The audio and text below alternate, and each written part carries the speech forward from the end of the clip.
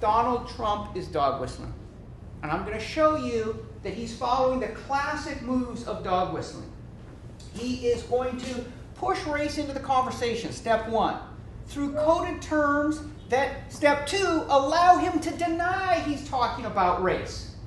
And step three, he's going to turn around and attack his critics as the people who are either the real racists for mentioning race or who are falsely accusing him of racism. And as it turns out, the vast majority of Trump supporters think that whites are more victims of racism today than people of color. And what do they have in mind when they think of whites as victims of racism? Suffering false accusations of being racist. Yes. And so this third move for dog whistle politics actually builds support. When we say that's racist, Donald Trump says, see, you accuse me of being a racist. And that's another form of attack against the left.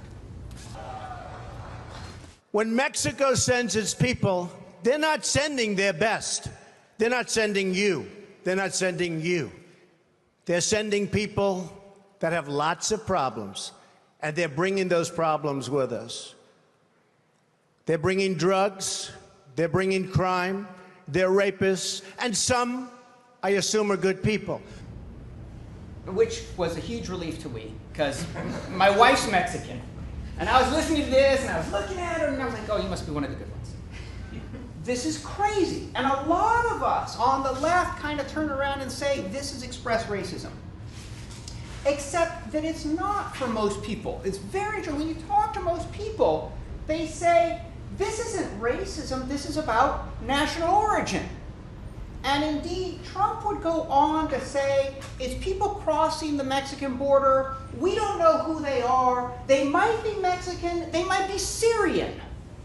Which, yeah, that seems likely, right? But so one of the big deflections for contemporary dog whistle politics is to talk about Mexicans or to talk about Muslims, and then to deflect and say, this isn't race, this is national origin, or it's religion, or it's culture. Right? And what we have to understand is race takes all of those forms. But for most people, race is biology and descent. And as long as you avoid the language of biology and descent, or as long as you avoid racial slurs, you haven't talked about race. And so Trump, you'll notice, Trump will not use racial slurs. He knows that if he uses a racial slur, that crosses the line. He will talk about, and he predominantly talked about Mexicans and Muslims. And then he pretended that's race, that's culture, that's religion. Okay, but on some occasions he's clearly also talking about African Americans. And when you talk about African Americans in the United States, people understand you're talking race. Right? And so one of his most, he's had several dramatic examples. He talks about inner city, he talks about levels of violence, he talks about savagery, right? All of this sort of inner city, savage, right, without mentioning race particularly. But one of the ways he seemed to veer dangerously close to an outright racial attack was in the juxtaposition of what he said after Charlottesville and what he said with respect to the NFL protesters, Colin Kaepernick. So after Charlottesville, right, Charlottesville is like flat out white power riots. And he said, basically, I condemn white power, but some of them are fine people, which is this interesting move. It used to be that if you were marching arm in arm with somebody yelling, Jews will not replace us, you were a racist. But now that's shifted. It just proves they're a racist. You might still be a fine person. You're just cruising along. You can't be responsible for, okay, so that's one thing that's happening here.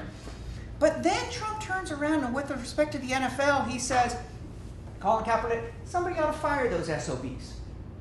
And people said to Trump, that's racist, right? You defend the white supremacists, you attack these black athletes. Watch his response. No, this has nothing to do with race. I've never said anything about race. This has nothing to do with race or anything else. This has to do with respect for our country and respect for our flag. It's not race, it's not race, it's not race. I condemn the Klan, I condemn the Nazis, I condemn the alt-right. It's not race.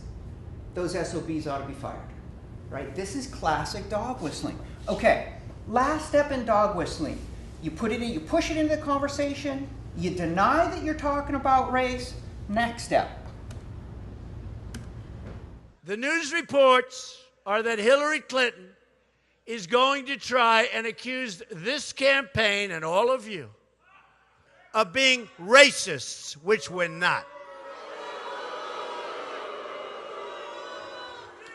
It's the oldest play in the Democratic playbook. When Democratic policies fail, they are left with only this one tired argument.